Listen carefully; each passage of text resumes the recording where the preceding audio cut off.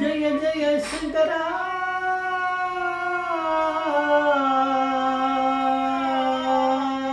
ஹர சங்கரா ஜெய ஜெய சங்கரா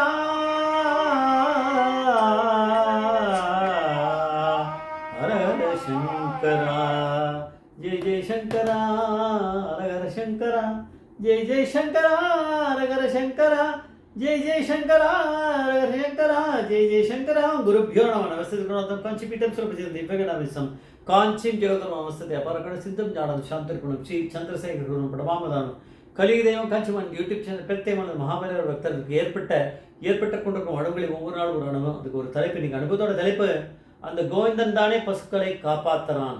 அந்த கோவிந்தன் தானே பசுக்களை காப்பாற்றுறான்.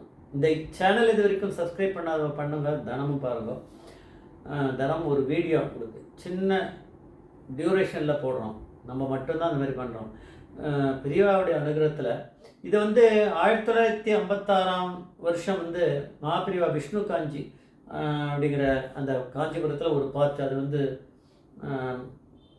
வரதராஜ பெருமாள் கோவில் அது மாதிரிலாம் இருக்க பெருமாள் கோவில்கள்லாம் இருக்க இடம். அந்த இடத்துல ஒரு கோசாலை இருக்க மடமோட இது இருக்குது. அங்கே இருக்கார் பெரியவா, அங்கே இருக்கார். அன்றைக்கி இந்த அந்த காலத்தில் ஒரு பெரிய உபன்யாசகர் ஒருத்தர், பெரிய ஃபேமஸ் பாலகிருஷ்ண சாஸ்திரிகள், பிரம்மஸ்ரீ பாலகிருஷ்ண சாஸ்திரிகள் வந்தார். அன்றைக்கி தரிசனம் பண்ண வந்தார். வந்தவுடனே பெரியவா என்ன பண்ணார், அவர்கிட்ட தரிசனம் பண்ணிட்டார், பிரசாதத்தை கொடுத்தாரு. நான் அனுப்பலை, இருக்க சொன்னார். சொல்லிவிட்டு அந்த தசகஸ்கந்தத்துலேருந்து பாகவத்தில் வருது கோவிந்த பட்டாபிஷேகம்னு, அதை கொஞ்சம் பாராயணம் பண்ணணும் அப்படின்னு சொல்லிட்டு அவர் சொல்லிகிட்டே இருந்து வேறு யாராவது பேசிகிட்டு இருக்கா, அதை பேசிகிட்டு இருக்காளாம். உத்தரவு கொடுக்கல.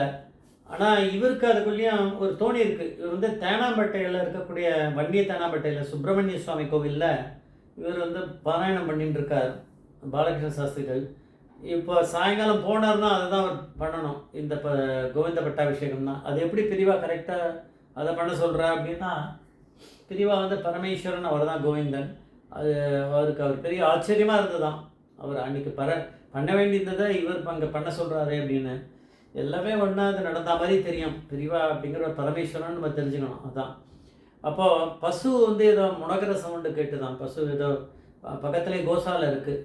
அதனால் பெரியவா தண்டத்தை எடுத்துன்னு கிளம்பி அங்கே போய் பார்த்தாராம்.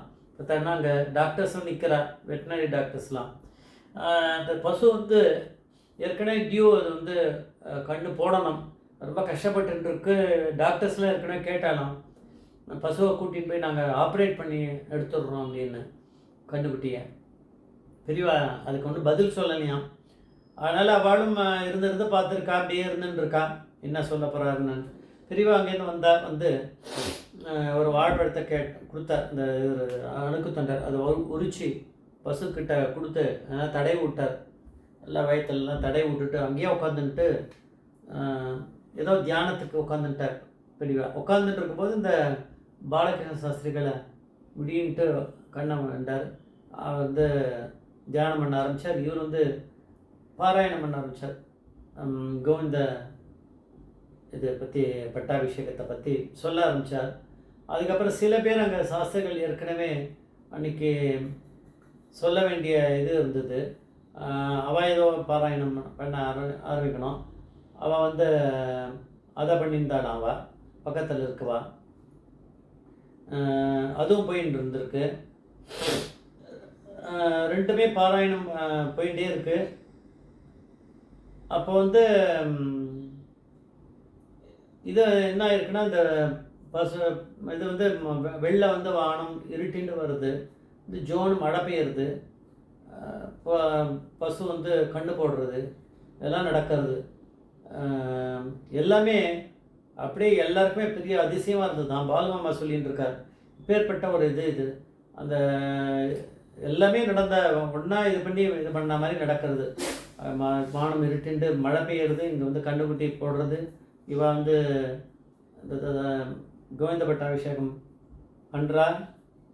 அவள்லாம் வேறு ஏதோ பாராயணம் சொல்லியிருக்காரு, அவள் பண்ணிட்டு இருக்காளாம். அதான் இன்றைக்கி அவள் பண்ண வேண்டியது போல இருக்குது. அதை அந்த சாஸ்திரிகள் சில பேர் வந்திருக்கா, அவளையும் பண்ண சொல்லியிருக்கா, அவளாம் பண்ணிட்டுருக்கா. இதெல்லாம் கேட்ட பெரியவா வந்து இது பண்ணவனே தண்டத்தை எடுத்துட்டு பிரதட்சிணம் பண்ணி தண்ட நமஸ்காரம் பண்ணிவிட்டு பெரியவா சொல்கிறாலாம், சாக்ஷாத் ஜெகன்மாதாவுக்கு அபிஷேகம் பண்ணுறதுக்கு இந்த பசுக்கள் தான் பால் கொடுக்கறது. அதனால் தன்னோட குழந்தைகளை, தனக்கு பால் கொடுத்த இது குழந்தைகளுக்கு வந்து காப்பாற்றுறது அவளோட பொறுப்பு தானே. அந்த கோவிந்தன் தானே பசுக்களை காப்பாற்றுறதுக்காகவே ஒரு அவதாரம் எடுத்திருக்கான். அந்த கோவிந்தன் தானே பசுக்களை காப்பாற்றுறான் அப்படின்னு சொல்லி பெரியவா வந்து சிரிச்சிண்டாலாம். அங்கே வந்து மழை பெஞ்சுன்னு இருக்கு. டாக்டர்ஸ்க்கெல்லாம் வந்து முழிக்கிறானாம், என்ன நடந்ததுன்னு தெரியல, எப்படி இது வந்து பெய்யறது, இது சனமாடு வந்து எப்படி இது போட்டது, நம்ம வந்து ஆப்ரேட் பண்ணி தான் எடுக்கணும் அப்படின்னு தான் நினச்சிருந்தோம், ஆனால் இப்படி நடக்கிறதுன்னு அவளும் வந்து யோசிச்சுட்டே இருந்தாலாம். ஆனால் கண்ணுக்குட்டி போட்டுடுத்து பெரியவா வந்து தான் வந்து எல்லாத்தையுமே பண்ணக்கூடியவர், தன்னால் தான் எல்லாமே நடக்குது அப்படிங்கிறத மறைமுகமாக அந்த இடத்துல காமிச்சிருக்கார். எல்லாரும் அதிசயப்பட்டாலாம்.